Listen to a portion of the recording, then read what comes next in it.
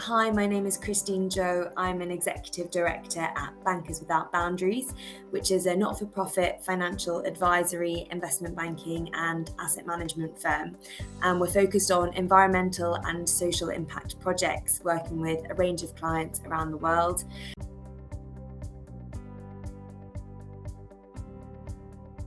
The screening and prioritisation process is really important to help cities prioritise their own limited resources, whether that's financial resource or human resource.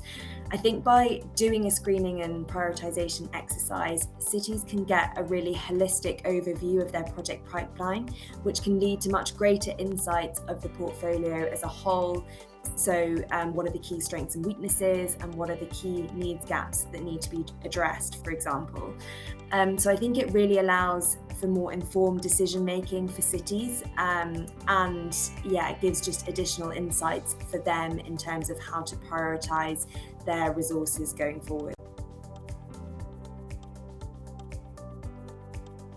So cities in their prioritisation process are trying to work out which projects are the most bankable, so which are the most potentially interesting to investors. So therefore, cities need to consider aspects that investors themselves will consider. And there are probably two key elements to this. So firstly, the financial return potential of a project, and secondly, the impact of the project. And so the impact in particular, there's a number of different ways that this can be thought about. It could include the project's impact on sort of social and environmental factors. It can also include, how replicable or scalable that particular project is.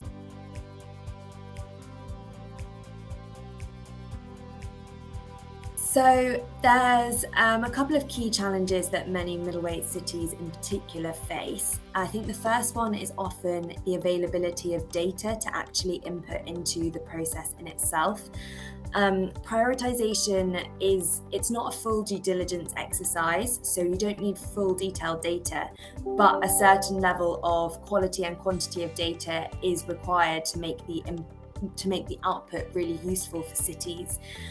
So that can often be difficult, and I think mitigating factors or ways that cities can overcome this are really getting buy-in to this process from a whole range of departments within the city, because data can often be stored in many different areas and bringing it together can be the challenge.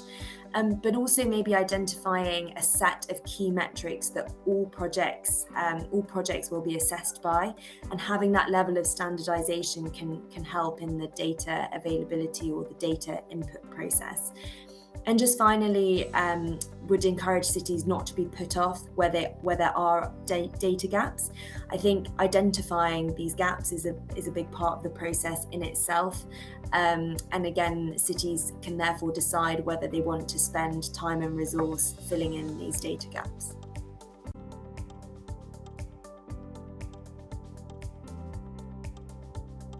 Yeah, so I think toolkits can be really helpful for middleweight cities in particular, because often these cities feel like they can lack the capacity, whether that's human capacity or whether that's expertise, to think about external financing and financing instruments in their project development process. So as long as toolkits are kind of relatively easy to use, they bring all the relevant information in one place, that can really help cities to bring this additional angle into their thinking and into their project preparation process.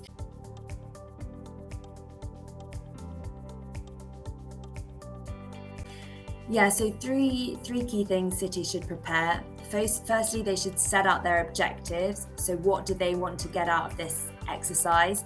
And that can really impact the prioritization questions and the questions used within the screening process. Secondly, it's really important for cities to align internally.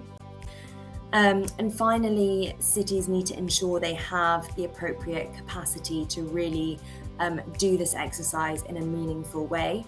I think, it's not a full due diligence process, but the more you put in, the more you get out. So I think cities need to ensure that they are willing to give sort of the relevant capacity, the relevant time to get the best out of this process.